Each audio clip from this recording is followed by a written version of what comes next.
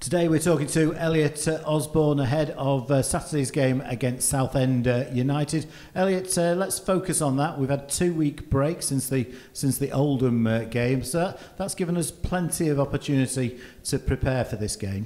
Yeah, definitely. It gives us time to get all the players back that we need to get back, let the lads have a bit of a refresh, give Gaffer and Sorves time to work on what we're going to do against Southend, and like you say, it just gives us a bit of a mid-season break type of thing, ready to go into the next set of fixtures. I guess from the players' point of view, they're very, very keen to carry on playing as quickly as possible because it's going very well at the moment and we're on the back of a 9-game unbeaten run. Yeah, like obviously when you're doing really well, you want to keep it going. But I do think this little break is going to help the team just replenish and get on another unbeaten streak. What do you know about Southend? Obviously, we know a former player, Dan Mooney. He moved there year before last. They're obviously a tough team. They've had a 10-point deduction, but they're still on 21 points, which shows you how well they're doing. So in theory, they should be in the playoffs if they didn't have the 10-point deduction. So they're going to be a good side, tough opponent. And they really have overperformed in the face of adversity this season. Yeah, like we say that, but I think they've got a really strong 11. They haven't got massive amounts of players like other clubs and like they might have had in years before, but they've got a really strong 11, some big names there, and like you say, it's going to be a tough test at the weekend.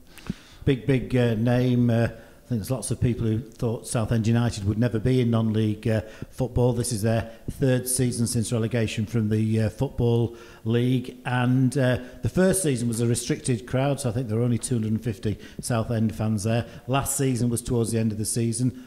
More there. I think this Saturday there'll be a big turnout from them. Yeah, I think like you say they've got a good following and they are doing well. So why would you not make the travel up? It's a good away day. A lot of fans say they love the trip to Altrincham. It's a really nice town. So I imagine they'll come in numbers. And we're going very well in the league on the back of this 9-game unbeaten run, and it was great to keep that going against Oldham Athletic a couple of weeks ago. Yeah, like I say, that was a tough place to go. There's a lot of fans there, and like I say, nine games unbeaten. If you're doing that in the National League when it's so competitive, you're going to do well this season. It was a big miss for us with Isaac Marriott serving a 1-match suspension, but Lewis Banks really slotted in there. Yeah, well, we'd done a few days before in training, and he'd looked pretty good in there. And like I say, Isaac being a miss, George still being out, Joey out. We didn't have many options in there, and like I say, I think you'd have taken a 2-2 on the day with the team we put out and the people we were missing. So good result in the end. And you've been at Altrincham Football Club almost 2 years. It'll be 2 years at the start of next year, or the turn of the year when you signed. And this season is going very, very well for you. Yeah, I'm doing much better this year. Like I say, I think I've just tried to improve all aspects of my game and just kick on from last year. It wasn't my best year last year, but can't have a great year every year as football unless you're like Ronaldo and Messi. So sometimes you're going to have ups and downs, and if you can just work on what you're not so great at, then you can obviously improve. When you came, we were still a part-time club, but I think you were aware of the plans to go full-time. That's probably one of the reasons why you signed for Altrincham Football Club. Did that make it difficult coming mid-season in what was a bit of a transition season? Yeah, I think when I came, we were on the back of, I think it was something like 15, 16. We hadn't won, something like that. And I remember the first game was Barnet away, and we were 1-0 up to the 94th or 95th minute, and we got a 1-1. So it was a tough time to come in right in the middle of there, but I think we sort of steadied the ship, and like I say, it was. I'm glad I signed, and I'm really happy to be here, and we'll go from there. And in terms of this season, I think the first time I spotted that looked something different about you, funnily enough, was in a very bad game for us, a pre-season game at FC United, but you looked really fit and on it. And I think I mentioned this in my post-match interview with Phil Parkinson. So that was certainly one thing that sort of struck me. And the other time that it struck me that there's something different here was in the game against York, when we started the game really badly as a team, and I think you were struggling like the rest of them, but we got a grip of it, and you sort of really led the way, I thought, in the second half. Yeah, I think all the fitness work I'd done pre-season, I feel like that really showed when I came back pre-season.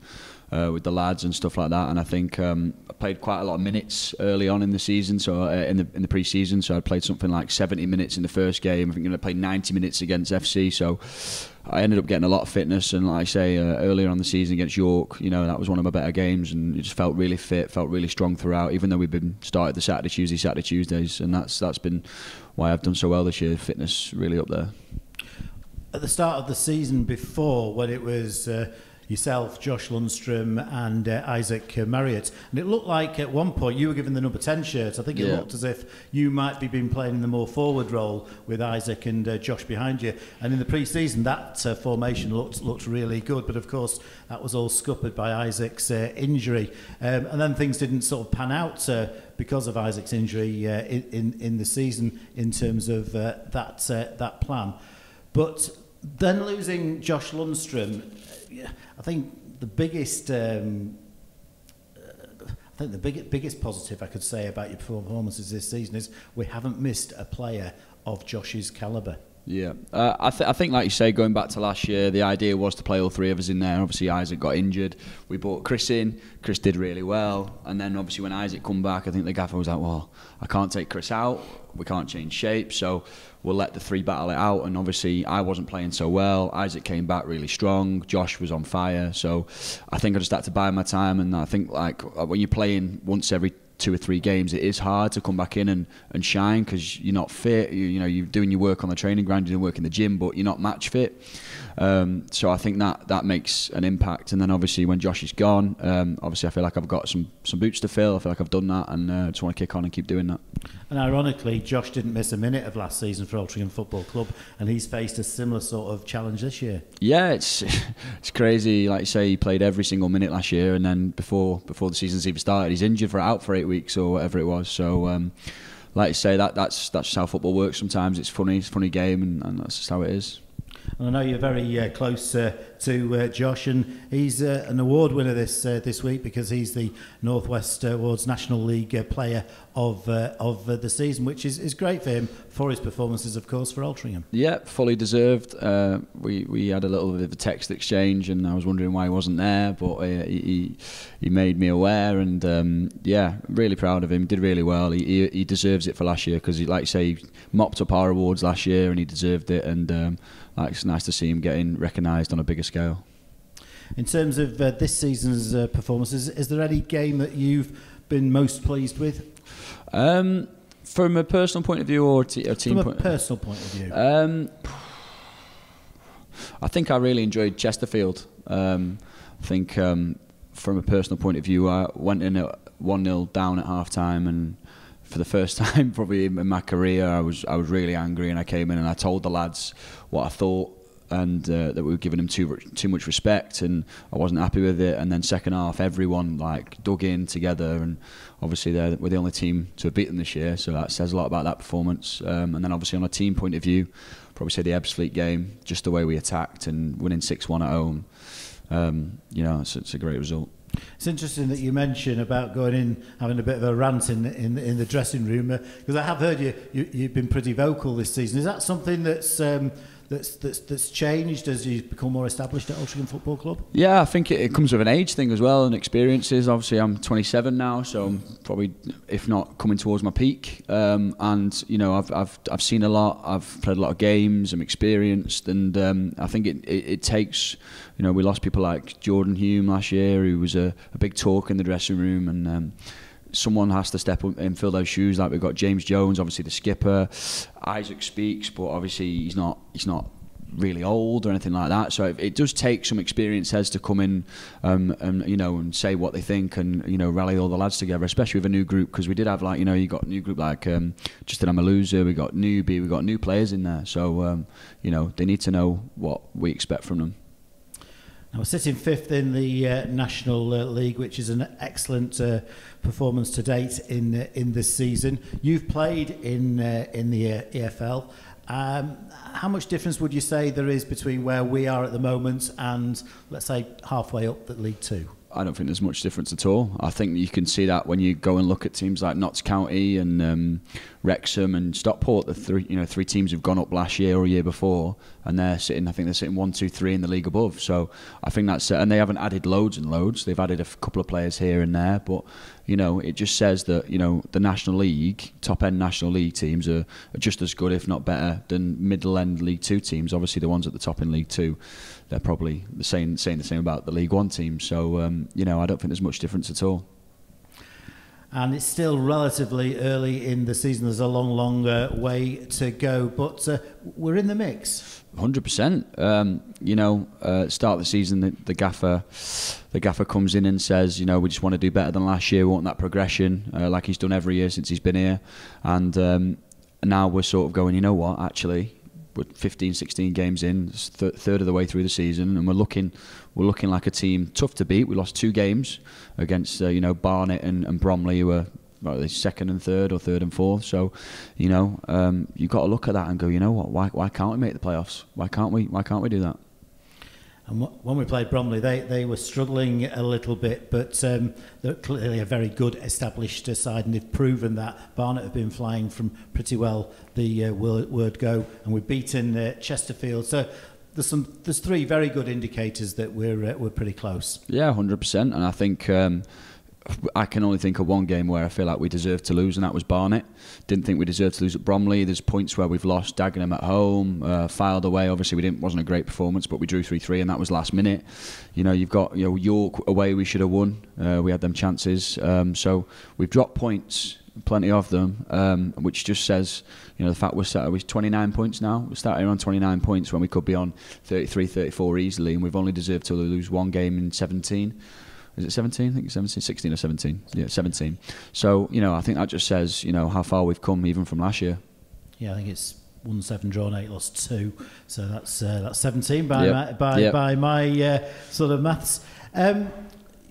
You're an established player now at the club, and you've seen quite a lot of changes at the club since you arrived. This season, we've got significantly higher levels of investment, and last season from when you joined. How much of a difference does that make to the players? Makes a massive difference. Obviously, if they can see that the club have got the vision to bring these type of players from higher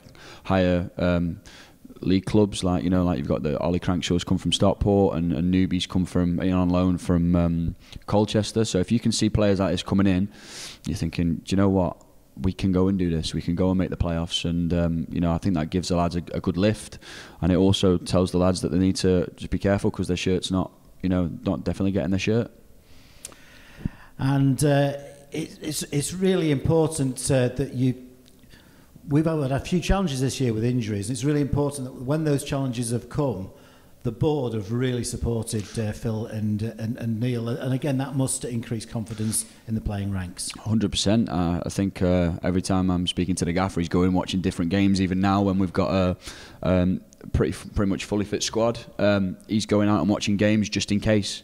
You never know. Like Isaac was on 5 yellows. You don't know who's next, who's going to miss a game, and you need someone to be in there, and that's what the gaffer does. And obviously the board is supporting him, and that's important to make sure everyone's got the same vision, and then we can kick on.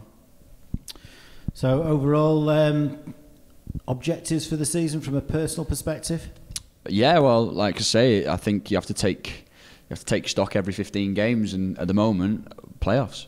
Originally we'd have gone, right, let's just, can we get top 12 and try and improve on last year, and now we're looking at it and going, we're sat in the playoffs, 5th, deserve to lose 1 game in 17, let's go on and make playoffs. And we are certainly viewed as a very difficult side to beat. 6 games unbeaten at the start of the season, 9 games unbeaten now, just 2 defeats in between, and that's a very, very solid record. Solid record. I think teams are coming to us now, and like you've seen in the last 2 games at our place, we've had Oldham who've sat behind the ball, and Kidderminster who've sat behind the ball, which is just showing how much respect the teams have got for us now, and obviously that makes it more difficult for us. But you know what, I prefer teams to come and respect us and say, you know what, it's going to be tough, rather than coming here and going, you know, that's an easy 3 points, so we should be winning that game. So happy with that. And finally, Elliot, standards in the National League, they seem to increase, the bar seems to raise every year. Yeah, 100%. More money that's getting invested in big teams.